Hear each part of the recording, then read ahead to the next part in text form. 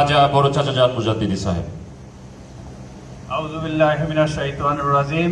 বিসমিল্লাহির রহমানির রহিম।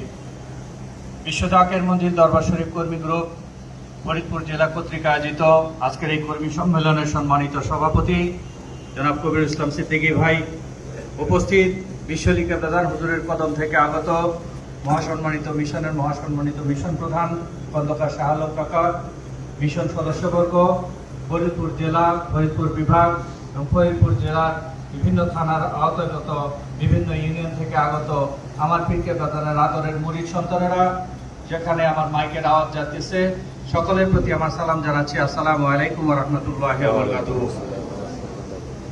আমরা মূলত যে কর্মসূচি নিয়ে এখানে আসছি সেটা হচ্ছে প্রত্যেকটা ইউনিয়ন কমিটি গঠিত হলো কিনা এবং প্রত্যেকটি থানা পর্যায়ে ছাত্র এবং যুব কমিটি গঠন করা হলো কিনা। যদি হয়ে থাকে তাহলে সেই কাগজগুলি, কমিটির কাগজগুলি আমরা সাথে করে নিয়ে দেবো, আর যদি না হয়ে থাকে তাহলে আপনাদের একটা সময়সীমা বেঁধে দিয়ে আপনাদেরকে অবগত করে আমরা চলে যাব।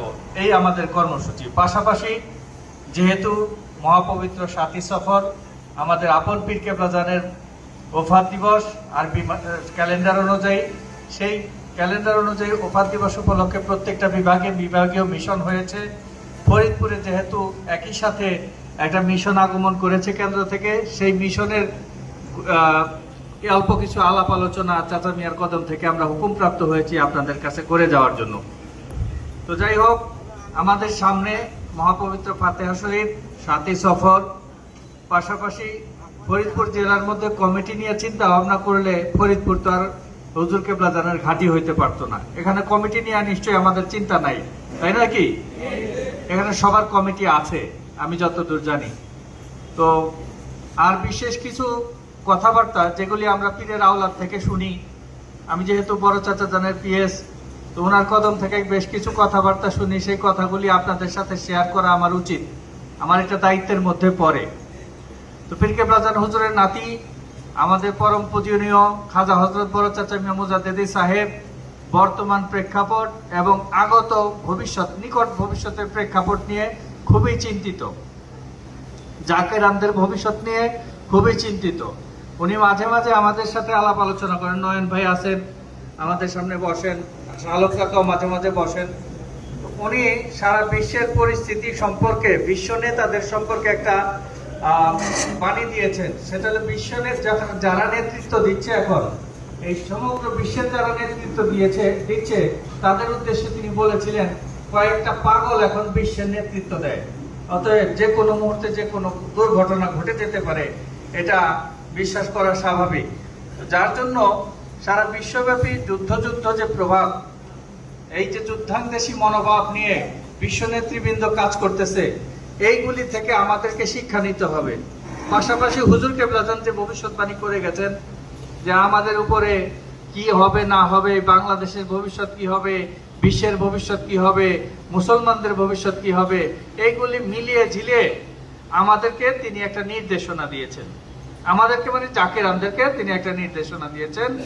অদূর ভবিষ্যতে, খুব নিকট ভবিষ্যতে আমাদের দেশ তথা সারা বিশ্বব্যাপী একটি মানে অশুভ সংকেত পাওয়া যাচ্ছে, যার ফলশ্রুতিতে জনমানবের জীবনের নাশ হওয়ার মতো সম্ভাবনা দেখা দিতে পারে এবং সেটা হয়তোবা ম্যাসাকার পর্যায়ে চলে যেতে পারে, যেটা হুজুর কেবলা জান বলে দিছিলেন যে বড় বড় শহরগুলিতে কচু কাটা হবে, লাশের উপর পাড়া দিয়ে তোমরা দরবার শরীফে আসবা।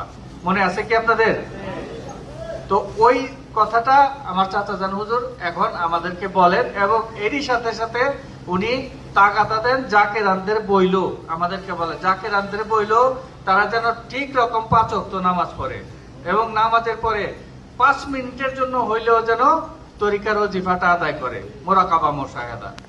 যদি এটা করতে পারে, পীর কেবলা জানকে যদি মনের চোখ দিয়ে দেখা পীর কেবলা জানের কদম মোবারক জড়ায় ধরে থাকতে পারে, তার জন্য কোনো চিন্তার কারণ নাই, সে বেঁচে যাবে যত বিপদই হোক।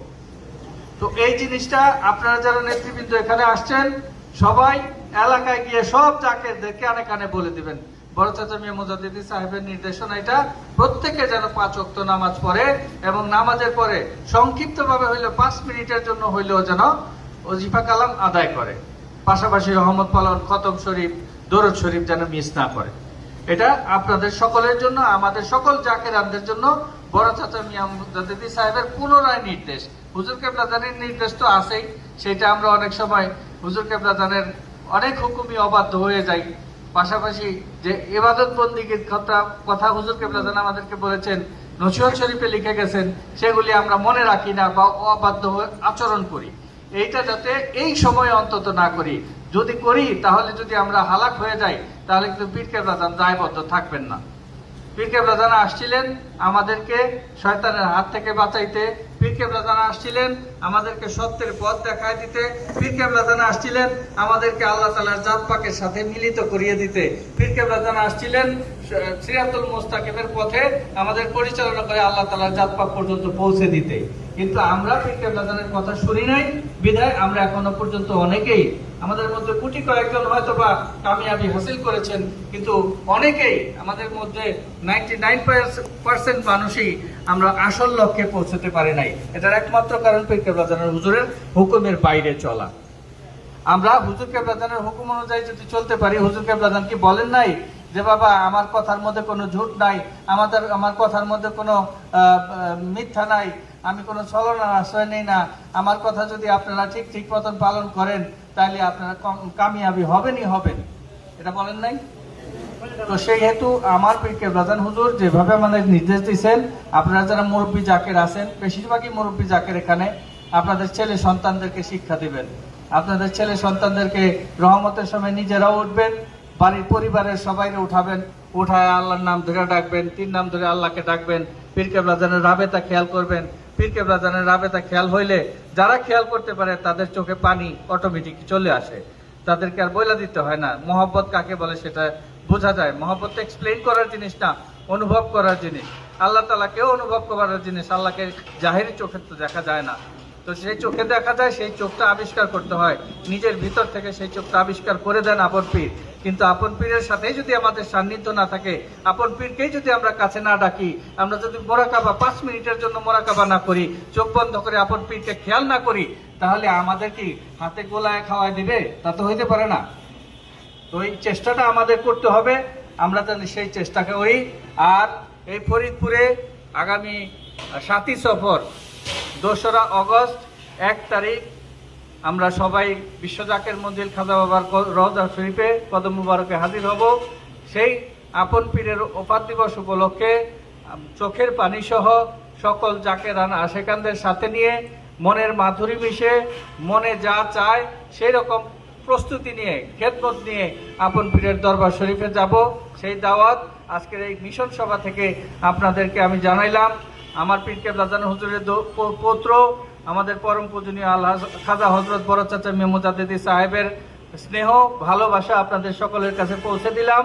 আপনারা মহাপবিত্র ফাতিহা শরীফ 7ই সফর 1 আগস্ট আপনারা যাবেন দরবার শরীফে, এবং পীর কেবলাদানের 2 আওলাদ আমাদের পরম শ্রদ্ধেয় খাজা হযরত বড় চাচা মিয়া মুজাদ্দিদি সাহেব এবং পীর কেবলাদানের স্থলাভিষিক্ত আলহাজ হযরত খাজা মিয়া ভাইজান মুজাদ্দিদি সাহেব উভয়ই আপনাদেরকে সাক্ষাৎ দিবেন। আপনারা কদমবুচি করবেন, তিনাদের সাথে মনের কথা, দুঃখের কথা শেয়ার করবেন, দরবার শরীফে যাতায়াত করবেন নিয়মিত।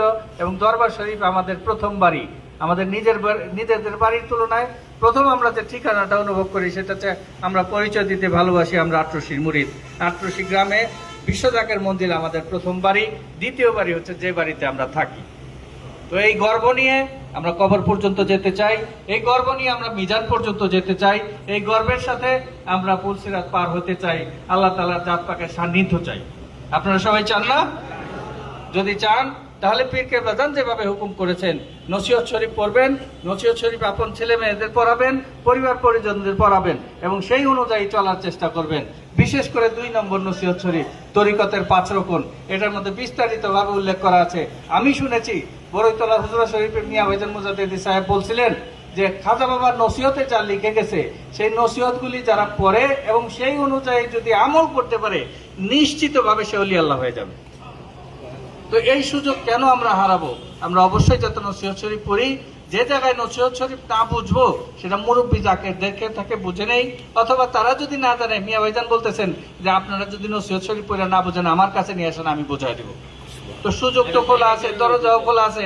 এরপরে যদি আটকা পড়ে যাই অলসতার কারণে, আল্লাহ তাআলার ফেরেশতারা যদি ধরে বসে তুমি তো এই গুনাহ করছো, এই কাজ করো নাই, তখন যদি বলি আমি আন্টরশির হুজুরের মুরিদ, তখন তো হুজুর কেবলা জানো যে যেটা বলছে দাদা হুজুরের রেফারেন্স দিয়া, যারা নামাজ পড়ে না, যারা ওজিফা কালাম করে না, তারা কিয়ামতের সময় বা হাসরের ময়দানে যখন আমাকে স্মরণ করবে, আল্লাহ তাআলা আমার আর তার মধ্যে একটা পর্দা ফেলে দিবে, তারা আমাকে দেখতেও পাবে না, ওই অবস্থা হয়ে যাবে। তো যাই হোক, বক্তব্য দীর্ঘায়িত করব না, মুরব্বীরা বক্তব্য দিবেন। আপনাদের সকলের সুস্বাস্থ্য কামনা করি। ফরিদপুরের মধ্যে আমার পীর কেবলাজান শুয়ে আছেন, অতএব আমার পীর কেবলাজানের ইজ্জতের খাতিরে এই ফরিদপুরের মাটিকে 100% জাকের অধ্যুষিত মাটি হিসেবে করে তুলতে হবে। এই সংগ্রাম আপনারা করতেছেন, আজীবন করে যাবেন, এবং আপনাদের মৃত্যুর পরে আপনার বংশধররা করে যেতে পারে সেই ব্যবস্থাটা করবেন। রনি বক্তব্যের মধ্যে বলে গেল। আজকে একটা ছোট্ট উদাহরণ দিই, আমার জীবনের ঘটনা। আজকে প্রায় 50 দিন হইলো আমার আব্বা মারা গেছেন। চাচা যান বিদেশে ছিলেন, আমি তারপরেও অফিসে কিন্তু কাজকর্ম করি বনানীতে। তো চাচা জানের কদম থেকে আমি ছুটি নিয়েছিলাম 41 দিন। আমাদের গ্রামের একটা ট্রেডিশন আছে, 41 দিন পর্যন্ত বাবার কবর জিয়ারত করতে হয়। এটা গ্রামের ট্রেডিশন, ইসলামিক ট্রেডিশন না। তো আমি ওই ওসিলা দিয়ে আমার আব্বার কথা বলে চাচা জান হুজুরের কাছে আমি ছুটি নিয়েছিলাম, এবং 41 দিন বাসায় থেকে আমার আব্বুর কবর সকালবেলা গিয়ে জিয়ারত করছি, আবার আসরের নামাজের পরে গিয়ে জিয়ারত করছি। এখন আমার যদি এই দরবার শরীফের শিক্ষাটা না থাকতো, হুজুর কেবলাজান ফাতিহা শরীফ আমাকে শিক্ষা না দিতেন, বা আমার আব্বা যদি এই দরবার শরীফ আমাকে নিয়মিত না নিয়ে আসতেন, তাহলে কি আমি এই ট্রেডিশনটা ফলো করতাম না। কারণ আমার বন্ধু বান্ধব যারা আছে আমারই গ্রামের, তারা ওয়াহাবিবাদ পছন্দ করে, ওয়াহাবিবাদে বিশ্বাসী হয়ে গেছে। তারা কবরে যায়, দেয়ালের বাইরে থেকে কোন রকম ফাতিহা শরীফ পড়ে চলে আসে। ফাতিহা শরীফ তা হবে কি, ওই যে একবার আলহামদুলিল্লাহ সূরা 3 বার কুল হু আল্লাহ, আল্লাহ আমার বাবার উপরে তোমার খাস রহমত বর্ষণ করে, বাস চলে আসে। আর আমি যখন কবরস্থানে ঢুকতাম আমার প্রায় 1.5 ঘন্টা লাগতো, কারণ প্রথমে আমি দাঁড়ায়া মিলাদ পড়তাম, তারপরে ফাতিহা শরীফ পড়তাম, তারপরে মোনাজাত দিতাম। আমাদের মোনাজাত লম্বা হয়। তা আমার সাথে 2 দিন আমার বন্ধুরা গিয়েছিল যে কবর জিয়ারতের উদ্দেশ্যে। তো তখন ওরা বললো যে এতক্ষণ দাঁড়ায় থেকে কেউ কবর জিয়ারত করে? আমি বললাম যে করে। তারপর আমাকে জিজ্ঞেস করলো আমার বন্ধুরা যে তুমি এতগুলি অলি আল্লাহর নাম নিলা মোনাজাতের মধ্যে, এটার কি দরকার?